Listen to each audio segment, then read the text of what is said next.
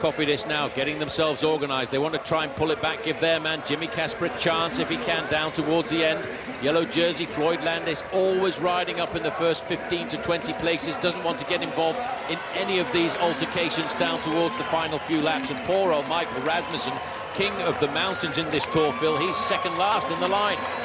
Well, he's a man for the mountains, not the flat road. He'll be hanging on at these sort of speeds now as Miller goes again.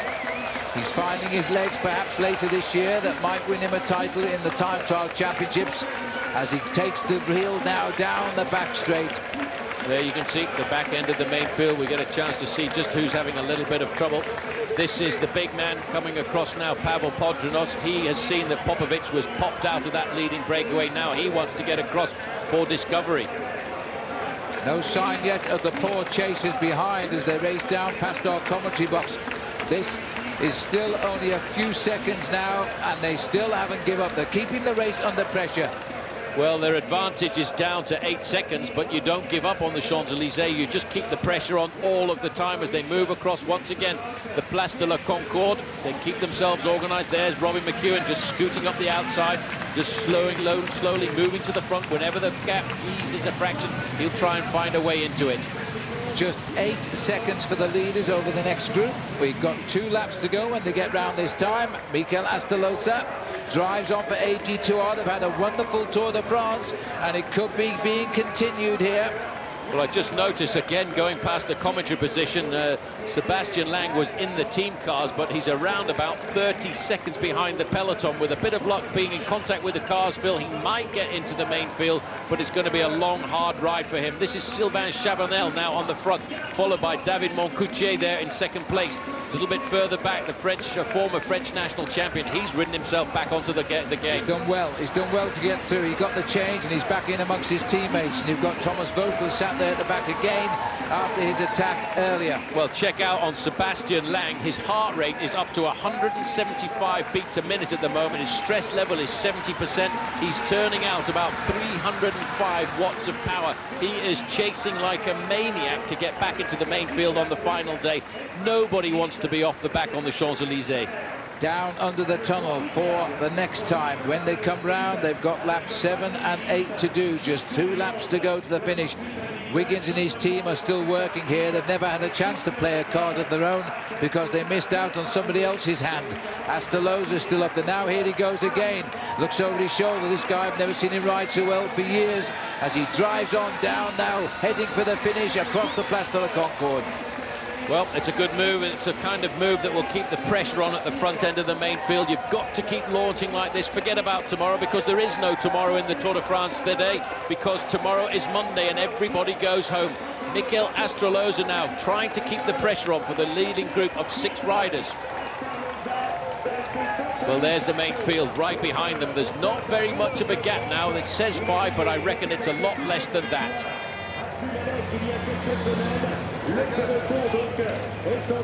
The whole line of the peloton in the Tour de France heading back onto the Champs-Elysées. 2 laps to go, and Mikel Astalosa is up front. The only race he's ever won was the Jacobs Creek Tour Down Under in the year 2003 in Australia, and he's just been pulled back. Well, now again it's a free-for-all. Team Cofidis and Liquigas have done the job here this afternoon. They chased down that 15-man breakaway. I thought for a change we were going to see the breakaway survive. They pulled it out to 40 seconds, but look at the speed and the determination of these 2 teams.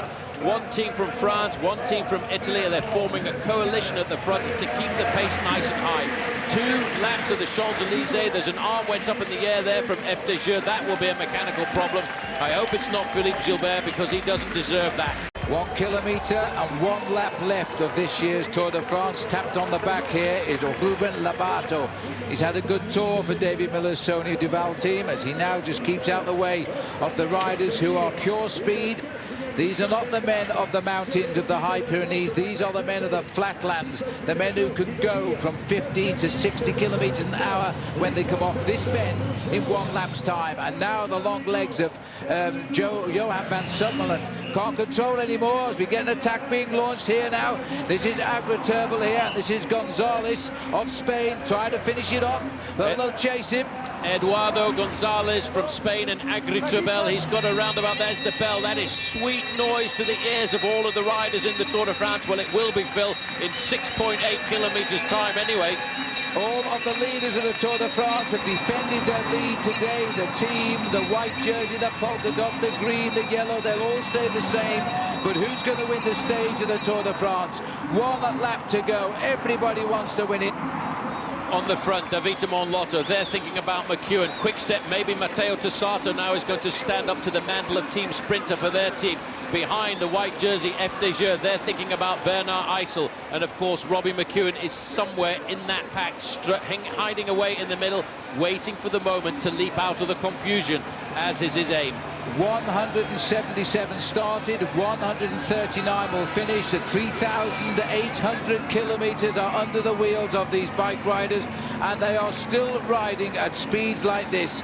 Watch down to the depths of the pack now and see which sprinters are finding the legs on this last day to get into position. Well, you can see the speed here now. This is really what the ultimate is all about. And Jens Voigt is going to have another go. If anyone will take on the sprinters, it's this big man from Team CSC. What a beast. But he's not going to surprise him here this afternoon.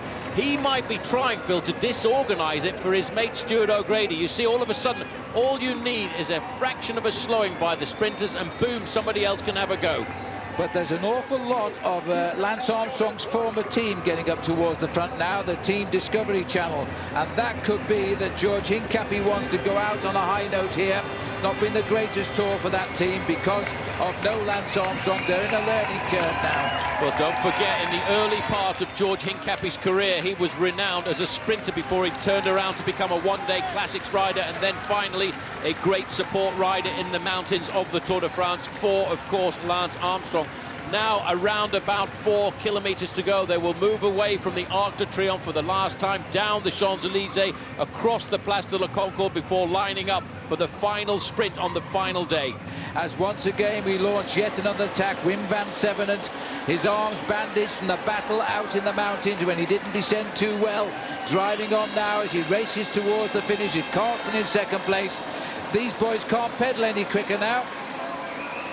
No, they can't. They're all over the front end of the main field, trying to keep the paces high. Look at this, 61 kilometers now, 42 miles an hour as they come down to the bottom of the Champs-Elysées. They're looking now at around about 4 kilometers to go to the finish. This is what it looks like at the back of the main field. We're actually now starting to touch 72 kilometers an hour as they charge down. It's slightly downhill, I know, but this is an incredible turn of speed. Very shortly, they'll pass the finishing line on their left shoulder. Carlsen is setting the pace at the front, the champion of Sweden. The long, thin line behind are hanging on now just to finish. It's the boys about 15 to 20 down is where the eyes should go, because they are planning to win the stage. They've got to keep the pressure on now. They don't want a last-minute burst from a rider like Bradley Wiggins, who's hovering around in there somewhere. There's a bit of organisation. Oh, look at the move. Going on. Everybody, this is Plan Antonio Fletcher trying to come out of the pack. This is a hard move. That was a plan because his teammate actually pushed him there into the fray, which is not allowed, but it doesn't matter because he's not going to win anyway today, Fletcher. All over the main field, everybody looking for the gap, just trying to wait for the last possible moment. If you make an effort right now, you might not have a chance to make the effort a second time. As we come across the Place de la Concorde, it is almost all over now for Floyd Landis, but it's not for the sprinters. They have still got to show us why they are the warriors of the street. Well, this is Fletcher still hanging on in there, but the drive is coming at him now, and watch out too. I think that took him off about 4 riders down. The grand old man is going. This is how he won in 1991 in Macon when he rode them off his wheel. Here, it was a long time ago that. He's 40 years of age now. Surely the speed's gone. Well, Yaroslav Ekimov won a stage like this in the Tour de France back in 1991. He hasn't got the gap, but I think what he's trying to do is stop any confusion a little bit further back. Look at the speed, 33 miles an hour. They can't stay on the wheel of Yaroslav Ekimov. The man trying to nail them back now is Frank Schleck of Team CSC, but Hincapie is right up there. George Hincapie has told Ekimov that he can win the stage today, and that's why Discovery are riding like this. An American will win the Tour de France now. There's no doubt about that as they race into the tunnel. But you know, George Hincapie is looking to go out of this Tour with a stage win. He led it for a day. He lost the first stage by 73 hundredths of a second, and he attacks. He's attacking right there with Jaroslav Popovic right on his wheel. This is a long way to go. He was hoping to surprise, and maybe this is the move by Jaroslav Popovic. Hincapie's got the gap. This is good. You see, Popovic is now going to go. That was a mistake. He's gone too soon. Enthusiasm got the better of him there. He's trying to block the move for Popovic, but he's gone too soon. Here comes the counter moves now, but it might destroy the sprinters. He's gone at 1 kilometre to go. Nobody can survive at the front for a kilometre, but what has happened, it may spoil the sprinters. That's Calzati, who's gone onto third wheel. And he's cracked it, and you can see Jaroslav Popovic has switched across the road now. He's come back into the line. They're all over the road here like a snake coming into the Place de la Concorde for the final time.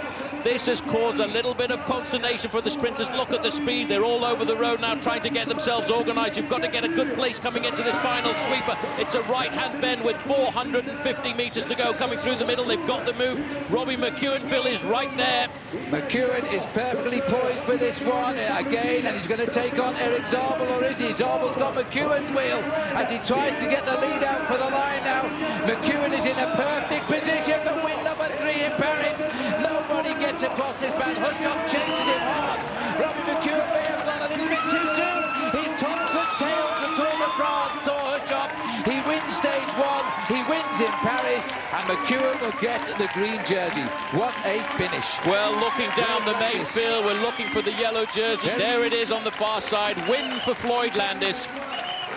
So, as Landis crosses the line, he was congratulated by his team. McEwen was forced to lead out a little bit earlier than he thought here. But Thor Hushovd, the man who lost his chance in the opening week of retaining the green jersey, comes by with a super sprint finish in the end.